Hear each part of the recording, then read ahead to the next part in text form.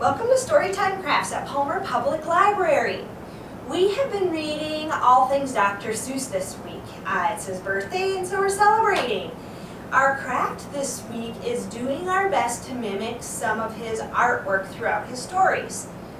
And so to get started today, some old paper is going to be really handy. Some other items that will be useful are any straws you might have on hand at home, and something you might be able to paint with. I understand not everyone might have paint at home, so there are some options if you don't have paint sitting around. We are also using plastic forks, so if you have markers at home where you can color the back of the forks, that should work well, or any ink pads that you might use for stamping will work really well for this craft today as well. And so, some other things I have sitting out, I put out a white plate, a paper plate, and I grabbed some stickers today too. We happen to have quite a few Dr. Seuss themed stickers at the library, so I went digging for some that I could use for our craft today.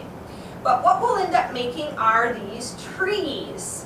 And I was trying to remember the different names of some of the trees in his books. I can only remember the truffula trees from the Lorax, which didn't have so much of a spiky top. They had more of like a swooshing top, kind of like cotton candy or a cotton ball.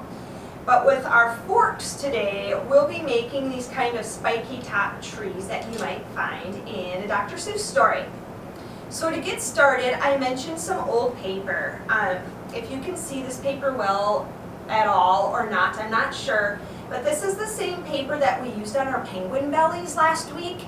As I mentioned, I'm a big fan of reusing other crafting materials, and this was left over from that craft. So I grabbed it.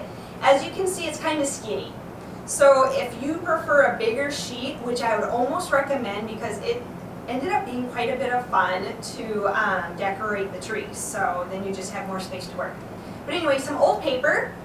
I used another chunk of old paper. This was, oh goodness, I don't remember what we had used this for in the past, but I cut a little bit of a landscape bottom out. I thought that could look like rows of something growing. But I cut it out in the shape of a hill that is filling the bottom of this picture. So that was some old paper. And what I would recommend first is the paint job. That'll be really fun. It's really hard to stamp and print around the straws because the straws pop out and it's easy to move them around and kind of ruin your glue job. And so first things first, I would recommend the trees. And I did this with forks. I picked two bright colors, this kind of bright blue and orange, and just poured a little bit out on a paper plate. As you can see, I didn't need much. The paint goes really far. So paint, if you're using markers, then again, you just color the back of your fork really well and get it really wet. And then you just start stamping. Stamp, stamp, stamp. I stamped in all directions knowing there's going to be a tree trunk coming out. Stamp, stamp, stamp, stamp, stamp. And then switched over to my other one and stamp, stamp, stamp, stamp, stamp. And while that was drying, I glued on the horizon on the bottom, this hill scrap of paper here, and then I cut my straws. We have a really large collection of straws at the library. It's something it seems we got a little carried away with when we were purchasing supplies. And so we've had all sorts of paper and different sorts of straws to work with. But I liked these the best. I liked them because they were printed, they're paper, they were left over from something else, so it kind of fit my criteria of reusing old materials.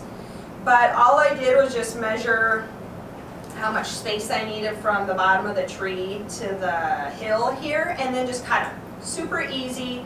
It was no problem with glue. It's really easy just to line a line of glue from the bushy tree part down to where it'll meet on the ground and to just glue on your straws.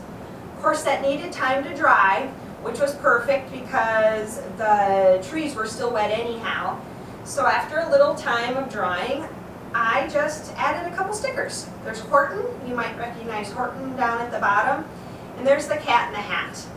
It looks like he's peeking through a window, so I thought it was perfect to put in a random spot where he could be peeking in on our scene. But that's it. As I mentioned, I kind of have a small piece of paper, so this craft ended up being pretty short. But if you have a larger piece of paper you can work with, the trees are really fun to get kind of carried away with and decorate. But as always, we would love to see what you come up with at home. If it's okay with your adult, please share. You can share on our Facebook page, Friends of the Palmer Public Library. You're always welcome to be in touch on our website, pplak.org, or give us a call Tuesday through Saturday from 10 to 4 at 745-4690. Thanks so much for joining me for Storytime Crafts. Have a great day, everyone.